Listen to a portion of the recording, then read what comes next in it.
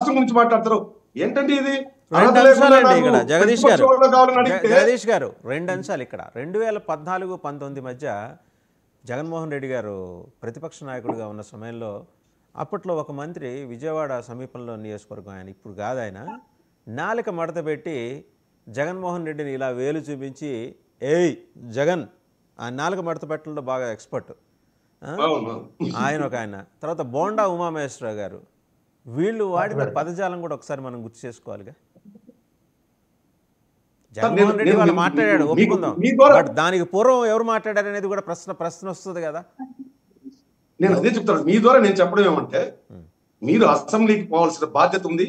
ఇలాంటి తప్పులు వాళ్ళు చేసినా మీరు చేసినా ఎండగట్టాల్సిన బాధ్యత మీకుంది. అసెంబ్లీలో జరిగిన అన్యాయాన్ని ఒకవేళ మీ గొంతు అసెంబ్లీలో నొక్కితే మీడియా ఉంది కదా, మీకు బయట వచ్చి మీడియా పాయింట్ ఉంటుంది, మీడియా ముందు చెప్పాలి. మీరు ఢిల్లీ వెళ్తే ఏం ప్రధానమంత్రి ఏం మాట్లాడారో ఏ రోజు ప్రెస్ మీట్ పెట్టలేదు. ఇప్పుడు అసెంబ్లీలో మీకు అన్యాయం జరిగితే ప్రజలకు తెలియజేయాల్సిన బాధ్యత మీకుంది. నేను అన్నా అసెంబ్లీకి పోకపోవడమే తప్పు కదా. అసెంబ్లీకి పోయిన తర్వాత వాళ్ళు ఈ విధంగా నన్ను దూషించారు, చట్ట వ్యతిరేకంగా, అసెంబ్లీ నియమావళికి వ్యతిరేకంగా నన్ను ఈ విధంగా అవమానించారు, కొట్టారు, షర్టు చింపారు. మీరు చెప్పండి, అసెంబ్లీకే పోకపోవడం తప్పు కదా.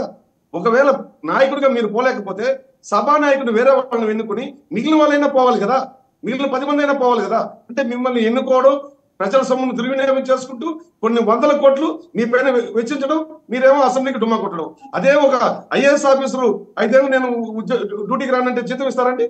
ఒక్కరోజు లీవ్ పెట్టుకుంటే అతను పోకపోతే జీతం ఇస్తారండి? కానీ మీరు మాత్రం శాసనసభ నియమావళి ఉంది. వాస్తవంగా 60 రోజులు గనక దాటి హాజరు కాకపోతే వాళ్ళకి కోతలు ఉంటాయి, వాళ్ళకి ఇచ్చే ఎలవెన్స్లన్నీ ఆపేస్తారు, అంతవరకే ఉంది. కానీ డిసిప్లినరీ యాక్షన్ ఏది డిస్క్వాలిఫికేషన్ దాకా లేదు. ఆ సందర్భాలు లోపల మాత్రమే 2 సార్లే జరిగినాయి. ఇందిరాగాంధీని ఒకసారి డిస్క్వాలిఫై చేశారు, తర్వాత మర్రి చెన్నారెడ్డి గారిని డిస్క్వాలిఫై చేసిన దాని పుణ్యమే తెలంగాణ ప్రజాసమితి. మీకు తెలుసు, చరిత్రలోకి వెళ్తే ఇవన్నీ వస్తాయి. కానీ రెండే క్లాసిక్ ఎగ్జాంపుల్స్. నేను ఇంకో మాట చెప్తాను. ఇప్పుడు ఈ ఖర్చే కాకుండా అసెంబ్లీ ఒక గంట జరిగితే ఎన్ని లక్షల రూపాయలు ఖర్చు అవుతుందో మనకు తెలుసు. అంటే ఆ అసెంబ్లీ చంద్రబాబు కోసం, వాళ్ళ 164 మంది కోసం కాదు, 175 మంది కోసం ఆ అసెంబ్లీ నడుస్తుంది అక్కడ. అంటే మీరు ప్రజాధనాన్ని ఇక్కడి నుంచే దుర్వినియోగం చేస్తున్నారని అర్థం. అంటే మీకు బాధ్యత లేదని అర్థం. భవిష్యత్తులో మీరు ఎన్నికల్లో నిలబడుకునే అర్హత లేదని మీకు అర్థం. అది ఎవరు చేసినా మీరు అన్నట్టుగా అసెంబ్లీకి వెళ్ళి మీకు అవమానం జరిగి, గతంలో మీరు అవమానించారు, అంతకుముందు వాళ్ళు అవమానించారు, మీకు అవమానం జరిగి దాన్ని ఎన్లాట్ చేయండి, దాన్ని ప్రజలకు చెప్పండి. అది మీ డ్యూటీ, మీ కర్తవ్యం. దాన్ని విస్మరిస్తే మీకు ప్రజాస్వామ్యం మీరు అవమానించినట్టే. అది ఎవరైనా కానీ, మీరు అన్నట్టు ఏ పార్టీ అయినా కానివ్వండి. కాబట్టి ప్రజలు కూడా దీనిపైన ఇది ఒక కేసు కూడా ఫైల్ చేయడానికి ప్రయత్నం చేస్తున్నామండి. ఇది సుమోటోగా తీసుకోవాల్సిన కేసు లేదు. పార్లమెంట్ లో బిల్లు ద్వారా అయినా దీంట్లో మార్పు రావాలి, లేదు సుప్రీంకోర్టు డైరెక్షన్ అయినా ఇవ్వాల్సిన అవసరం ఉంది. దీనిపైన లీగల్ గా చర్చ జరుగుతుంది. దీనిపైన ఒక కేసు వేయడానికి కూడా ప్రయత్నం చేస్తున్నాం. రైట్. లక్ష్మణరావు గారు మీరు మాట్లాడండి. లక్ష్మణరావు గారు. వాసుదేవన్ గారు, 164 మంది గెలిచింది. ఇప్పుడు అసెంబ్లీలకు వెళ్ళి ఏం మాట్లాడుతున్నారు? ఎంతమంది ప్రజా సమస్యలపై మాట్లాడారు? ఎంతమంది అక్కడ పోర్న్ వీడియోస్ చూశారు? ఎంతమంది పడుకున్నారు? ఎంతమంది కాలక్షేపం చేసిన ఎమ్మెల్యేలు ఉన్నారు? ఎంతమంది నియోజకవర్గ సమస్యల గురించి ఎంతమంది ఉన్నారు? సో ప్రజలకి సమాధానం చెప్పే బాధ్యత మీది, ప్రజలకి సమాధానం చెప్పే బాధ్యత మాది కూడా. ఖచ్చితంగా ప్రజలకు మేము సమాధానం చెప్తాం. మీకు ప్రతిపక్ష హోదా కల్పించడానికి మీకు వచ్చినటువంటి అడ్డేంటి? ఎందుకని భయపడుతూ ఉన్నారు? జగన్మోహన్ రెడ్డి అనే వ్యక్తికి ప్రతిపక్ష హోదా కల్పిస్తే మిమ్మల్ని అడుగుతాడు, టైం ఎక్కువ వస్తుంది, మిమ్మల్ని ప్రశ్న మీద ప్రశ్న వేస్తాడు, మీరు చేసిన అన్యాయాలు ఎక్కువ ప్రశ్నిస్తాడని మీరేమట్లా మీద ఒక డ్రామా ప్లే చేస్తూ ఉన్నారు. మీరే కదా భయపడేది, మీకు భయం లేదు, మీరు ధైర్యవంతులే కదా, మీరు బాగా మీకున్నటువంటి ధైర్యంగా కదా. సార్ మీరు పోరాటం చేద్దరు రండి, మీరు అడిగారు కదా, ఇగో మీ చట్టసభలో మీకు ఒక ప్రతిపక్ష హోదా మీకు కల్పించేస్తున్నాం. లక్ష్మణ్ గారు మీరే చెప్పండి. మీకు ప్రశ్న. ఇప్పుడు ప్రతిపక్ష హోదా ఇవ్వలేదు ఆయనకి. రాహుల్ గాంధీ 10 ఏళ్ల పాటు ప్రతిపక్ష హోదా లేకుండా వెళ్ళి ఉద్యోగం చేయలేదా ఆయన ఎంపీగా? ఆయన ఏమన్నా అవమానపడ్డా? అంతకన్నా ఎక్కువ మీరు?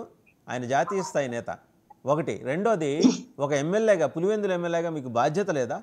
వెళ్ళి అక్కడ మాట్లాడాల్సిన బాధ్యత. మూడోది, ఒక్క నిమిషం ఉండండి, ప్రశ్న కంప్లీట్ కాలా. బిక్కమొహం వేసుకొని కొత్త ఎమ్మెల్యేలు 3-4 ఉన్నారు, వాళ్ళకి సరదా ఉంటుంది కదా, ఇలా ఒక కండువా వేసుకొని వెళ్ళి అసెంబ్లీలో కూర్చొని మాట్లాడదాం, ఆ కుర్చీ ఎట్టుంటుందో ఏంటో చూద్దామని కొత్త ఎమ్మెల్యేలు వాళ్ళ సరదాని కూడా మీరు కాలు రాసేసారుగా. అంటే మీకు సున్నం పడితే మీ పక్కన ఉన్న వాళ్ళందరికీ పడాలి సున్నం. ఏం న్యాయం అండి ఇది? వాసుదేవన్ గారు, ఇప్పుడు కొత్తగా వచ్చిన వాళ్ళకి అసెంబ్లీలో మాట్లాడాలని ఎవరికైనా ఉంటుంది కాదంట్లా. ఎలక్షన్ ఇప్పుడు అసెంబ్లీ సమావేశాలు జరిగి ఇది 5వ నెల అనుకుంటా, 5వ నెల 6వ నెల వచ్చింది, ఇంకా టైం ఉంది. వాళ్ళ నియమ నిబంధనలు ఉంటాయి. 60 రోజులకో 70 రోజులకో ఒకసారి ఖచ్చితంగా అసెంబ్లీలో అడుగు పెట్టాలి, పార్లమెంట్లో అడుగు పెట్టాలని పెడతారు. దాని తగ్గట్టుగా వాళ్ళకు ఉన్నటువంటి నామ్స్ ప్రకారంగా మెలుక్కుంటారు. అవసరం దాన్ని బట్టి ఏ విధంగా ముందుకెళ్లాలనేది మా అధినాయకులు స్టాండ్ తీసుకుంటారు, ఆ విధంగా ముందుకెళ్తాం. మరి గతంలో చంద్రబాబు నాయుడు గారు చాలాసార్లు బాయ్కట్ చేస్తే అసెంబ్లీ రద్దు చేసి రాకున్న రోజు వాళ్ళ ఎమ్మెల్యేలు అసెంబ్లీలో ఉన్నారు, మీరు మర్చిపోతున్నారు. ఆయన ఒక్కరే బాయ్కాట్ చేస్తుంది, అసెంబ్లీలో. వినండి, ఏదైనా సార్ 5 నెలలు అయింది, ఇంకా 4 సంవత్సరాలు 5 నెలలు ఉంది. కంగారు ఎందుకు పడతారు? ఏం జరుగుతుంది ఏంటంటే వెయిట్ చేయండి. 2 నెలల్లో ఎలక్షన్స్ కావాలి జమిలీ గిమిలీ అని మీరే సార్. కాకపోతే 2 నెలల ఎలక్షన్ రానియండి. ఇప్పుడు ఏముంది, 2 నెలల మరొక 2 సంవత్సరాల్లో 2027లో ఎలక్షన్లు వచ్చినాయి అనుకోండి, ప్రజలకు మేము సమాధానం చెప్పుకుంటాం సార్.